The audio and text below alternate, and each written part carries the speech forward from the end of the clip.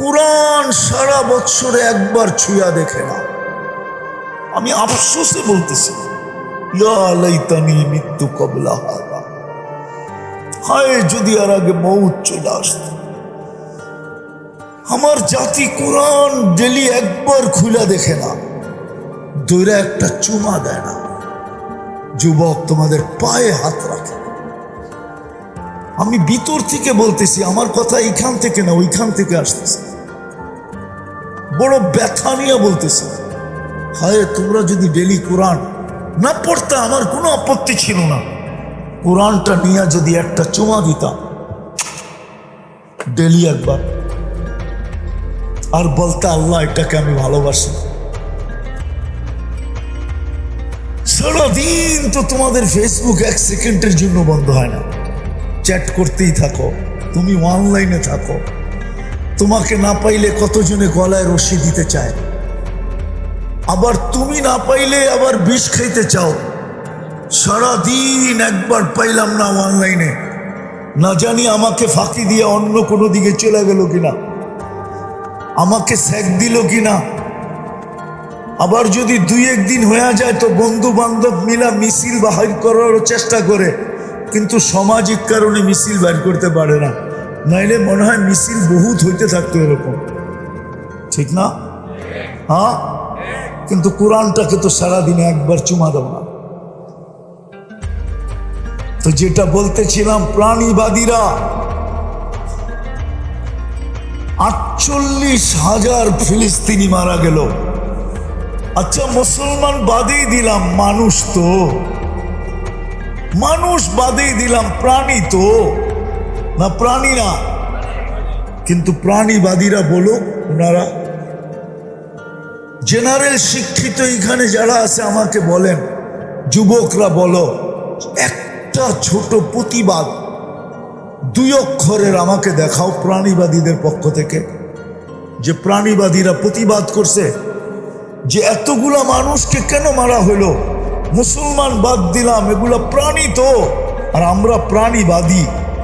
আমাদের দায়িত্ব হয় আমরা একটা প্রতিবাদ করি, কিন্তু বাংলাদেশের প্রাণীবাদী সংস্থা তো প্রতিবাদ করে নেয়। আমেরিকারটা বাদিয়ে দিলাম, ইংল্যান্ডটা বাদিয়ে দিলাম, কানাডারটা বাদিয়ে দিলাম, অস্ট্রেলিয়া ইউরোপেরটা বাদিয়ে দিলাম। আমি তো বলি, আজকেও আপনাদের মাধ্যমে, মিডিয়ার মাধ্যমে, ইংলিশে তো বলতে পারবো না, বাংলাই বলতেছি।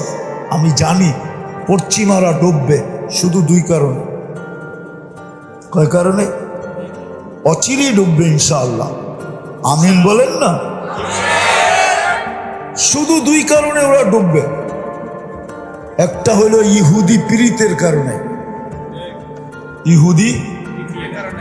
ইহুদিদের সাথে বেশি মাত্রাহীন প্রীতের কারণে, মোহাব্বত, ভালোবাসার, প্রেমের কারণে।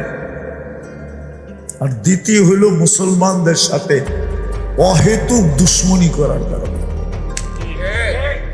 অথচ আরেকটা কথাও বলি, যদিও এটা আমাদেরই দোষ, আমরা খ্রিস্টান জগৎকে বুঝাইতে পারি নাই যে কোরআন খ্রিস্টান জগৎকে আমাদের কাছে করছে, কাছে। হুজুররা মনে হয় মানবে না, কিন্তু কোরআন দিয়া দিতেছি। কোরআন এদেরকে আমাদের কাছে করছে, কি কাছে? এটা আমাদের লিডাররাও বুঝাইতে পারে না, আমরাও বুঝাইতে পারি না। আমরা কখনো এই ব্যাপারে মুখেই খুলি নাই, সারা জীবন বিরোধিতা করছি, কিন্তু কোরআন ওদেরকে আমাদের কাছে করছে। লাতাজিদুনা আশাদ্দান নাসি মুআদ্দাতান লিল্লাযীনা আমানু আল্লাযীনা ক্বালু নাহনু নাসারা। কি কোরআন পড়লাম না বানাইলাম? হাফেজরা বলো, কোরআন পড়ছি না বানাইছি? কোরআন তো কোরআন বলে, লাতাজিদুনা আশাদ্দান নাসি মাওয়াদ্দাতান লিল্লাযীনা আমানু। মুসলমানদের সবচেয়ে কাছে কারা? যারা নিজেদেরকে খ্রিস্টান বলে দাবি করে। এই জায়গায় আছে লাতাজিদুনা আশাদ্দান নাসি আদাওয়াতান লিল্লাযীনা আমানু। সবচেয়ে বেশি মুসলমান বিদ্বেষী 2 সম্প্রদায় দুনিয়াতে, একদল হলো ইহুদ ওয়াল্লাযীনা আশরাকু, আর যারা মূর্তি পূজক। এই দুই দল হলো মুসলমানের সবচেয়ে বেশি বিরোধী। কোরআন বলতেছে, কিন্তু খ্রিস্টানদেরকে আমাদের কাছে করছে। কিন্তু আমি বড় আফসোস করি দুনিয়া ঘুরার পরে যে আমাদের স্কলাররা কেন ওদেরকে বুঝাইতে পারলো না, আমাদের নেতারা কেন ওদেরকে বুঝাইতে পারলো না। যদি ওদেরকে বুঝাইতে পারতাম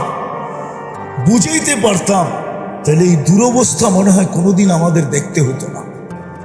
আমরা বুঝাইতে পারি না। আমি আমার দোষও বলবো, শুধু ওদের দোষ বলবো এরকম না, আমার দোষও আমি বলবো যে আমি ওদেরকে বুঝাইতে পারি না। আমাদের স্কলাররা বুঝাইতে পারে না, আমাদের নেতারা বুঝাইতে পারে না যে তোমাদেরকে আল্লাহ আমাদের কাছে করছে, তোমরা আমাদের থেকে দূরে যাও তো যাও কেন, আমাদের সাথে বিদ্বেষ রাখো তো রাখো কেন, হিংসা রাখো তো রাখো কেন, দুশ্মনী রাখো তো রাখো কেন, আমাদেরকে ঘৃণা করো তো করো কেন, আমরা তো তোমাদের কাছে, তোমরা আমাদের কাছে।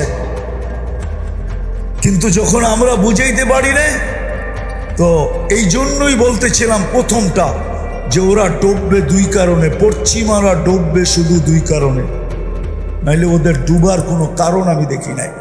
শুধু দুই কারণেই ওরা ডুববে। একটা হলো ইহুদিদের সাথে ওদের পিরিত বেশি, পিরিত বোঝেন তো? কি ভালোবাসা, ঠিক না? আরেকটা হলো মুসলমানদের সাথে ওদের দুশ্মনী বেশি।